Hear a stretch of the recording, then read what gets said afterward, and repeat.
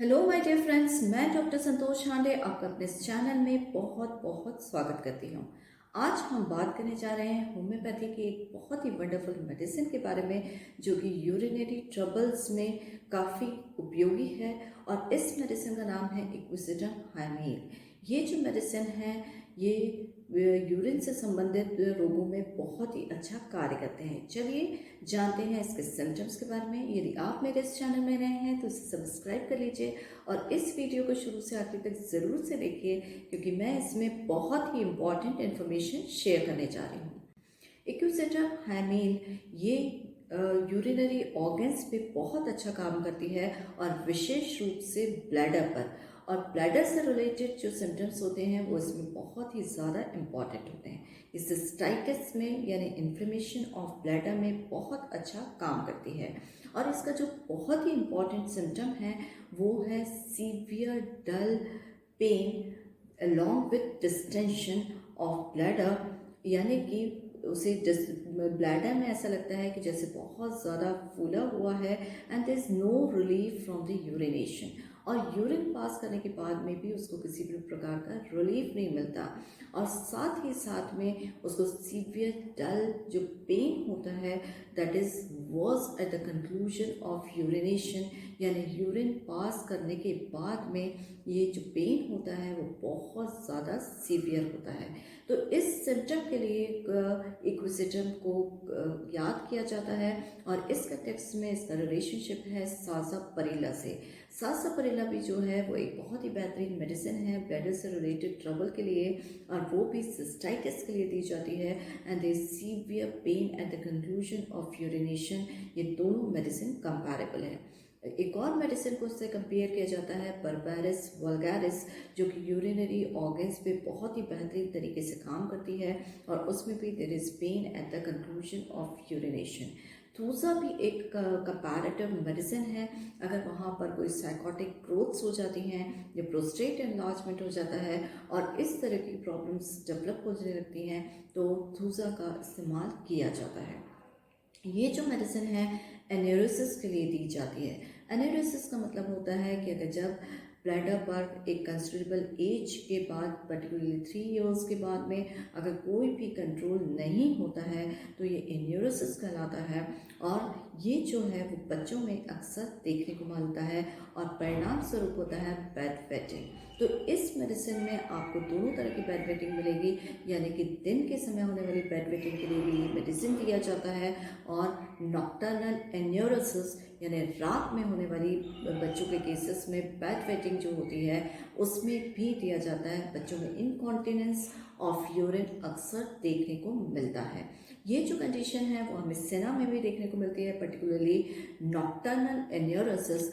और ये विशेष रूप से इसका कारण सेना के केसेस में होता है कि वर्म्स या एस्कैरिस लुम्ब्रिकॉइडस से सफ़र करने वाले बच्चे जो बेड वेटिंग करते हैं, रात के समय करते हैं, तो उनमें सेना का उपयोग काफ़ी ज़्यादा फ़ायदा देता है।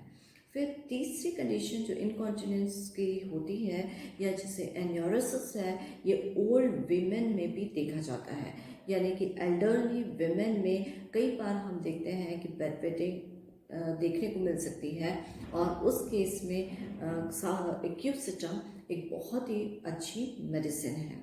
और साथ ही में ये भी एक इम्पॉर्टेंट है कि इनवॉलेंट्री यूरिनेशन इनमें तो होता ही होता है, साथ में इनवॉलेंट्री पैसेज ऑफ स्टूल भी एल्डरली विमेन में देखने को मिलता है। अब यूरिन से संबंधित प्रॉब्लम्स जो होती हैं एक और स्टेज में होती हैं, जिसमें कि इक्विसिडम का बहुत अच्छा इस्तेमाल है, और वो है ड्यूरिंग प्रेगनेंसी।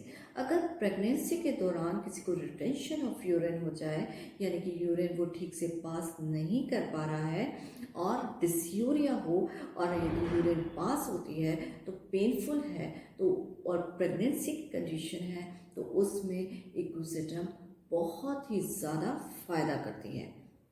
यूरिनरी से रिलेटेड जो और सिम्टम है वो है कि यूरिनेशन के समय भी बर्निंग, शार्प कटिंग पेन हो रहा है, तो उस कंडीशन में इक्विसिडम का इस्तेमाल किया जाता है।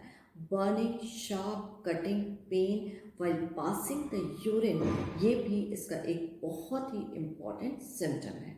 नेक्स्ट सिम्टम जो इम्पॉर्टेंट है और यूजुअली यूटीआई में यानी यूरिनरी ट्रैक्ट इन्फेक्शन में देखने को मिलता है। यूरिनरी ट्रैक्ट इन्फेक्शन में बैक्टीरियल इन्फेक्शन की वजह से यूरिन पास करने में डिफ़िकल्टी होती है और इसमें पेशेंट को ऐसा महसूस होता है there is constant urging to urinate, यानी कि पेशेंट को लगातार इच्छा हो रही है कि यूरिन पास करें। And when the patient passes urine, a lot of urine is passed, but again the constant urging to urinate comes, यानी कि ज़्यादा अमाउंट में भी यूरिन पास करने के बावजूद भी पेशेंट को यही अर्जिंग फिर से डेवलप होती है। इसमें क्विसिटम का इस्तेमाल किया जाता है और यही जो कंडीशन है वो आपको एपिस में और कैंथरस में भी मिलेगी। लेकिन एपिस और कैंथरस से इक्विसिटम इस तरह से डिफ्रेंशिएट किया जा सकता है कि एपिस और कैंथरस में there is constant urging to urinate but very small amount of urine is passed out, यानी कि बहुत कम क्वांटिटी में यूरिन पास होता है, जबकि इक्विसिटम में ये ज़्यादा क्वांटिटी में पास होता है। तो यही बेसिकली दोनों के मेडिसिन के बीच में डिफ्रेंशिएटिंग फीचर है। साथ ही साथ में जो इक्विसिटम है वो हम किडनी के अफेक्शन के लिए भी दिया जाता है। अगर किसी पेशेंट को राइट साइडेड किडनी अफेक्शन है यानी लंबर रीजन में पेन है, राइट साइड में है और और वो जो पेन है वो लोअर एब्डोमेन तक रेडिएट हो रहा है, तो इस सिचुएशन में भी इक्विसिटम का इस्तेमाल किया जाता है। ये रेनल कैल्कुलाई के लिए भी विशेष रूप से उपयोगी है जब ये राइट साइड का होता है। यहाँ कंपेयर करते हैं बर्बेरिस वल्गैरिस से, जो कि रेनल कैल्कुलाई के लिए उपयोगी मेडिसिन है लंबर पेन्स के लिए, लेकिन इसमें जो अफेक्शन है वो लेफ़्ट साइड के लिए है, यानी लेफ़्ट साइड में पेशेंट को बहुत ज़्यादा लंबर रीजन में पेन होता है और वो रेडिएट होता है टुवर्ड्स द लोअर साइड।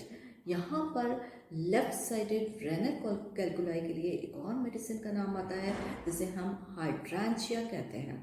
हाइड्रेंशिया भी होम्योपैथी की एक बहुत ही पॉपुलर मेडिसिन है यूरिनरी इन्फेक्शन के लिए।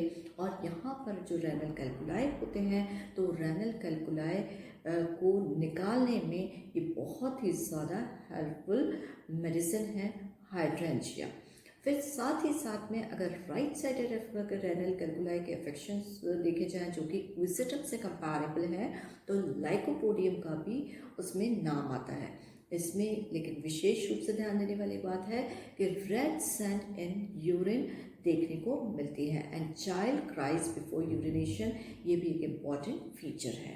तो ये फीचर्स थे वो इक्विसिटम हाइमेल के थे और जो कि इक्विसिटेसी फैमिली को बिलोंग करने वाला प्लांट है और बहुत ही ज़्यादा यूज़फुल है यूरिनरी कंप्लेंट्स में। आप इसका इस्तेमाल मदर टिंचर में कर सकते हैं। अगर मदर टिंचर को हॉट वाटर में यूरिनरी ट्रैक्ट इन्फेक्शन में या सिस्टाइटिस में अगर दिया जाता है तो ये बहुत ही ज़्यादा फ़ायदा पहुंचाता है। इवन जब कैंथरस फेल हो जाता है उसके बाद इक्विसिटम का भी आप यूज़ कर सकते हैं और अपने पेशेंट को या स्वयं को फ़ायदा पहुंचा सकते हैं। कई बार ऐसा देखा जाता है जो लोग होते हैं उनको कई बार यूरिनरी ट्रैक्ट इन्फेक्शंस जो होते हैं वो बार बार होते हैं, वो बार बार एंटीबायोटिक का सेवन करते हैं और इसकी वजह से उनमें एक रेजिस्टेंस डेवलप हो जाता है टुवर्ड्स द एंटीबायोटिक। और कई बार मेरे पास ऐसे पेशेंट्स आए हैं जो कि ड्रग रेजिस्टेंट यूटीआई के हैं, तो उनमें हमारी होम्योपैथिक मेडिसिन बहुत ही अच्छा फ़ायदा करती है और आपको आपकी इम्यूनिटी को भी स्ट्रॉन्ग करती है ताकि ये जो इन्फेक्शन है वो बार बार ना हो। लेकिन एक चीज़ आप ध्यान में रख लीजिए कि जब भी अगर यूटीआई होता है तो पानी का इंटेक काफ़ी ज़्यादा करिए। ये भी एक तरह से रेमेडियल ट्रीटमेंट है, ये मैनेजमेंट का एक पार्ट है। आई होप ये इन्फॉर्मेशन आपको पसंद आई होगी। यदि आपको पसंद आई है और यूज़फुल लगी है तो प्लीज़ इसे लाइक करिए, शेयर करिए, मेरे चैनल को सब्सक्राइब करिए और बेल आइकन पे ज़रूर से प्रेस करिए ताकि मेरे आगे आने वाले वीडियोस का नोटिफिकेशन आपको मिल सके। मेडिसिन का जो लिंक है वो आपको डिस्क्रिप्शन बॉक्स में मिल जाएगा। इसी के साथ stay healthy with homeopathy. Thank you.